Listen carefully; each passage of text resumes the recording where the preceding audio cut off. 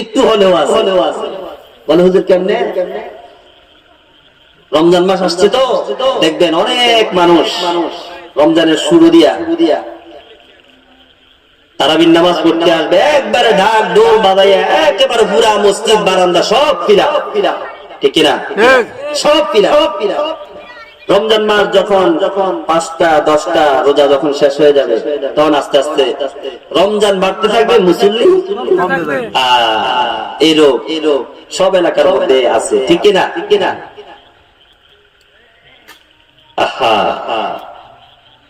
রমজান মাসের কদর যদি আমরা জানতাম, রমজান মাসের এই তারাবি এই ইবাদত যদি আমরা দেখতাম, আসলে আমরা দুনিয়াটা বুঝি, দুনিয়াটা দেখি, দুনিয়ার টাকা দেখি, জায়গা সম্পত্তি দেখি, বাড়ি গাড়ি দেখি, ব্যাংক ব্যালেন্স এগুলো দেখি, কিন্তু আখিরাত দেখি না, এজন্য বুঝি না, ঠিক কিনা? আখিরাত তো দেখা যায় না, এজন্য বুঝা যায় না। যদিও আমি আপনাদেরকে আমার জান প্রাণ দিয়ে বুঝাতে চেষ্টা করি, তারপর আপনারা সঠিকটা বুঝবেন না। যদি এটা দেখাইতে পারতাম, আখিরাতটা যদি দেখানো যেত তখন বিশ্বাস করা যেত। এরপরে অনেক মানুষ হইতো যে না এরকম হইতো না, হয়তো দারুণ বেড়া হইতে পারে। কত রকমের মানুষ এই সমাজের মধ্যে আমরা বসবাস করি। আসলে আল্লাহ রাব্বুল আলামিনের ভয় আমাদের অন্তরে নাই, পরিপূর্ণ ভয় আমাদের অন্তরের মধ্যে নাই। যদি ভয় থাকতো তাহলে আমরা একজন আরেকজনের ক্ষেতের লাইল কাটতাম না, ঠিক কিনা? জোরে বলেন, ঠিক কিনা? জোরে বলেন। একজনের ক্ষেতের লাইল আরেকজনের কাটতো না। যদি আল্লাহর ভয় থাকতো তাহলে একজনের হক আরেকজনে মেরে খেত না, কথা বলেন ঠিক কিনা? যদি আমাদের ভিতরে যদি আল্লাহর ভয় থাকতো তাহলে একজনের কথা আরেকজনের কাছে আমরা লাগাইতাম না ঝগড়ার জন্য, কথা বলেন ঠিক কিনা? আমাদের ভিতরে ভয় নাই, আছে শুধু বুক ভরা হিংসা, ভালোবাসা নাই, শুধু হিংসা, ঠিক কিনা? জোরে বলেন, কি আছে? বুক ভরা হিংসা। সেজন্য এই দুনিয়াতে যেহেতু আল্লাহ পাক পাঠাইছেন, এই দুনিয়া ছেড়ে আবার সকলকে চলে যেতে হবে, কথা বলেন ঠিক কিনা? সকলকে চলে যেতে হবে, এই দুনিয়ার কোনো কিছু থাকবে না, সব ছেড়ে দিয়ে আমাকে আপনাকে চলে যেতে হবে। এই দুনিয়া আমার আপনার আপন জায়গা নয়, এই দুনিয়া আমার আপনার স্থায়ী জায়গা নয়। আল্লাহ আমাদেরকে বুঝার তৌফিক দান করুন, জোরে বলেন আমিন। হযরত ওমর ফারুক রাদিয়াল্লাহু তাআলা মরুভূমি দিয়ে যাইতেছেন, মরুভূমির উপর দিয়ে যাইতেছেন। হঠাৎ করে আবু বকর হযরত ওমর ফারুক রাদিয়াল্লাহু তাআলা আনহু আল্লাহর নবী সাল্লাল্লাহু আলাইহি ওয়াসাল্লাম সহ এমন ভাবে রাখালকে দেখলেন, রাখালকে বলতেছেন, হযরত ওমর বলতেছেন, রাখাল এমন পিপাসা লাগছে, তোমার কাছে অনুমতি নিয়ে বলতেছি, তোমার যে বকরি আছে ওই বকরি থেকে একটু দুধ দহন করে আমরা পান করতে চাই, তুমি যদি অনুমতি দাও। রাখাল বলতেছে, এই অনুমতি মালিক থেকে নাই, তোমাকে অনুমতি দেওয়া যাবে না। তাহলে বলতেছে, তুমি আমাদের কাছে একটা বকরি বিক্রি করে দাও, এটা তোমারও লাভ আমাদেরও লাভ। রাখাল বলতেছে, আমি যদি তোমাদের কাছে বিক্রি করে দেই, মালিকের কাছে কি জবাব দেব? মালিক যদি আমাকে প্রশ্ন করে এতগুলো বকরি ছিল, একটা বকরি নাই। হযরত ওমর বলতেছে, মালিক তোমাকে একটা বকরির জন্য তোমাকে প্রশ্ন করবে না। রাখালের ভিতরে আল্লাহর ভয় কেমন দেখেন। রাখাল ওমরকে বলতেছে, আইনাল্লাহ, আওয়াজ করে বলেন আল্লাহু আকবার। এই বেটা, আল্লাহ কোথায়? তাহলে সুবহানাল্লাহ কয়, আল্লাহ কোথায়? রাখাল বলতেছে, মালিককে আমি বুঝ দিতে পারবো, মালিক জানবে না, আমি বিক্রি করে দিলে, কিন্তু আমার আল্লাহ তো জানবে। সুবহানাল্লাহ বলেন। কে জানবে? আল্লাহ পাক জানবে। সুতরাং আমাদের ভিতরে আল্লাহর ভয় আনতে হবে, আল্লাহকে ভয় করে চলতে হবে। দুনিয়া সব কিছু থাকবে, দুনিয়ার কোনো কিছু আমার আপনার কবরে যাবে না, কথা বলেন ঠিক কিনা? দুনিয়ার কোনো কিছু আমার আপনার সাথে কবরে যাবে না। আমাদের পূর্ববর্তী জেনারেশন যারা মা বাবা, অনেকের দাদা দাদি, নানা নানি দুনিয়া ছেড়ে চলে গেছে, যেমন আমারও মা নাই। আমার মাও আজ থেকে 1.5 বছর আগে চলে গেছে, মারা গেছে। এখন যতই মাকে ডাকি মাকে খুঁজি, কোথাও পাবো? কথা বলেন কেন? পাবো? কোথাও মাকে পাবো না। এইরকম ভাবে যাদের মা, যাদের বাবা দুনিয়া ছেড়ে চলে গেছে, যতই আপনি মাকে খুঁজেন, বাবাকে খুঁজেন, কোথাও দুনিয়ার কোথাও পাবেন না। কথা বলেন ঠিক কিনা?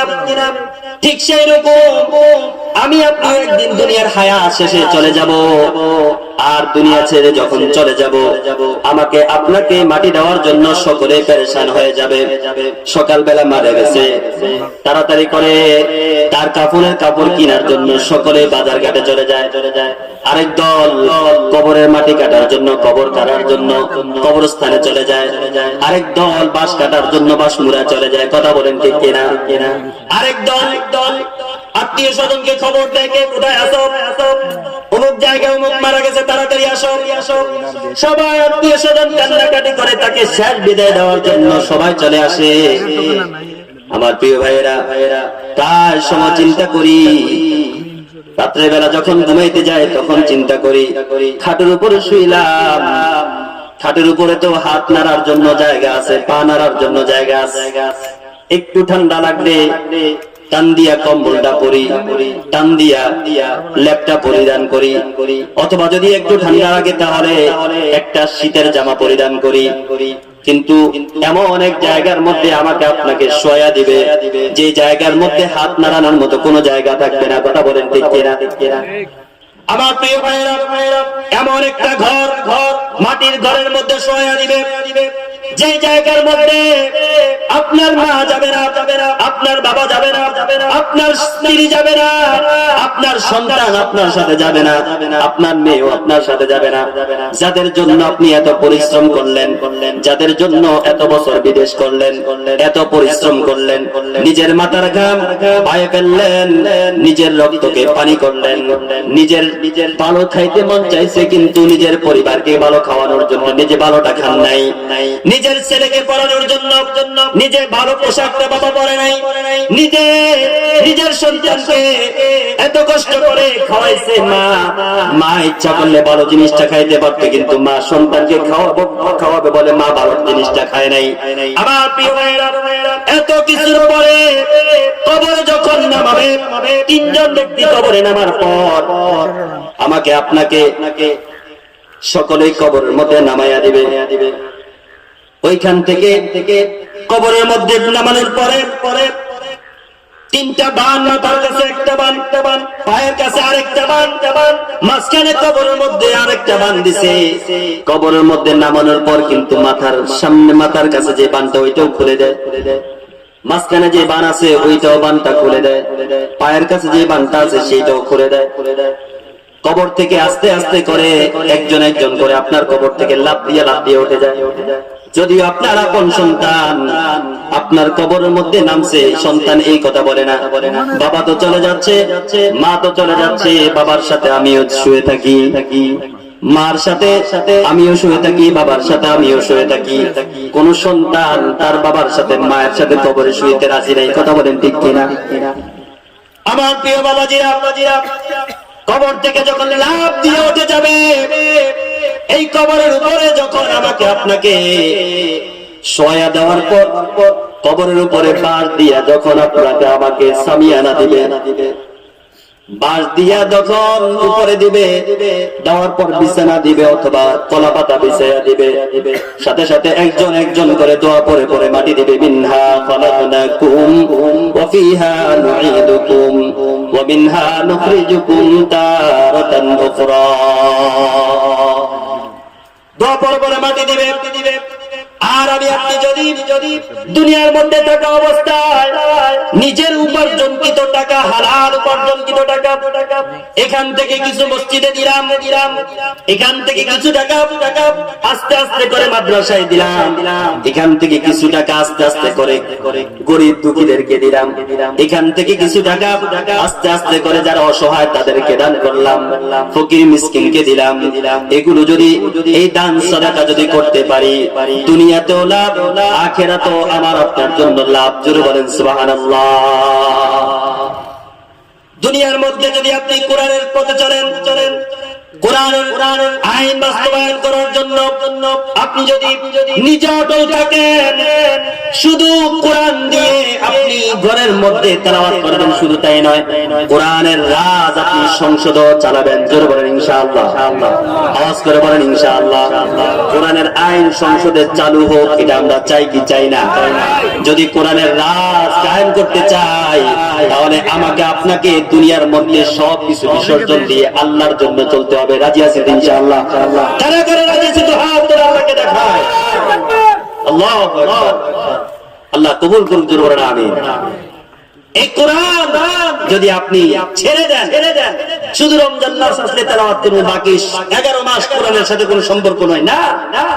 এই কোরআন যদি আপনি প্রতিদিন একটু একটু করে তেলাওয়াত করেন, কোরআনকে যদি বন্ধু বানান, আল্লাহর নবী বলতেছেন, আল্লাহর কসম, এই কোরআন তুমি মারা যাওয়ার পরে কবরে তোমার কেউ থাকবে না, এই কোরআন তোমার মাথার কাছে দাঁড়িয়ে থাকবে। যেটা বলেন সুবহানাল্লাহ।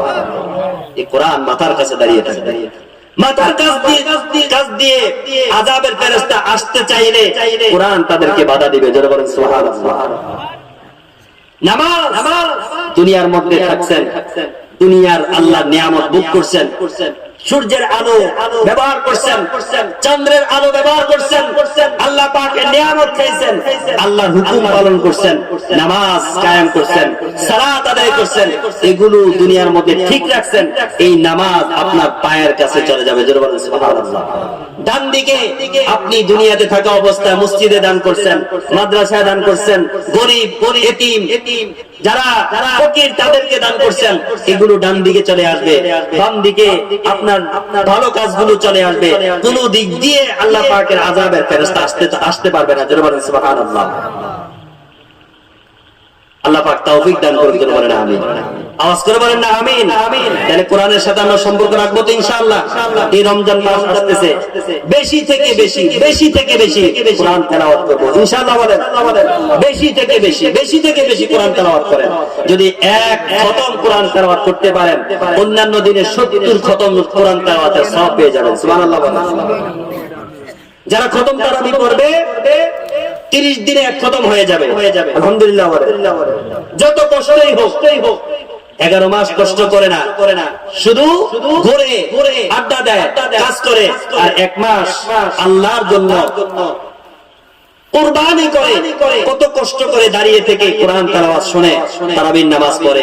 এই একটি মাসে কোরআন তেলাওয়াত শুনছে, সওয়াব হয়েছে না গুনাহ হয়েছে? জোরে বলেন।